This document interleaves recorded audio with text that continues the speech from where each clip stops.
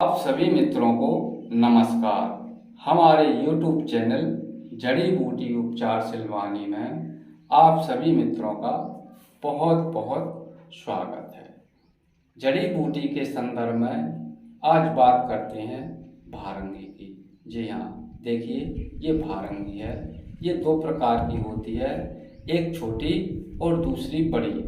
हमारे यहाँ विंध्याचल में इसी नाम से जानते हैं। तो संस्कृत में इसको भारंगी, खरसार, ब्रह्म यष्टिका, हिंदी में इसको भारंगी आदि नामों से जानते हैं।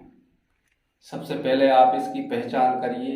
ये छोटी भारंगी है और ये छोटी भारंगी के छुप जो होते हैं 5 से 7 फुट ऊंचे होते हैं और इनमें 3 पत्ते लगे हुए होते हैं और ये पत्ते देखने में आम या अशोक के पत्तों की तरह दिखते हैं और ऊपर जाकर ये मंजरी में फूल लगे हुए होते हैं। और बड़ी जो भारंगी होती है उसके पत्ते भी चौड़े और किनारों से कटे हुए और 3-3 की मात्रा में होते हैं और इसका जो मंजरी होता है वो बहुत बड़ा होता है और इसके जो फूल होते हैं वो हल्के नीले होते हैं।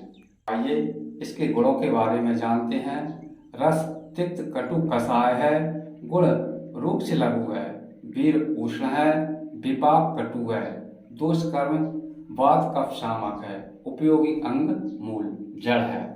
ये जानते हैं कि इस भारंगी का उपयोग हिचकी, श्वास, खांसी, दमा में किस प्रकार से करना है। तो आपको भारंगी की जड़ का चूर्ण लेना है 2 ग्राम और सौंठ का चूर्ण लेना है 2 चुटकी और काली मिर्च का चूर्ण लेना है 1 चुटकी। इन सभी को मिला लें और ये एक मात्रा हुई सुबह की और इसी प्रकार से दूसरी मात्रा बनाएं आप शाम को और इसके बाद इसको शहद के साथ लें 2 टाइम। तो हिचकी, खांसी, श्वास, दमा में ये बहुत ही अच्छे रिजल्ट देती है।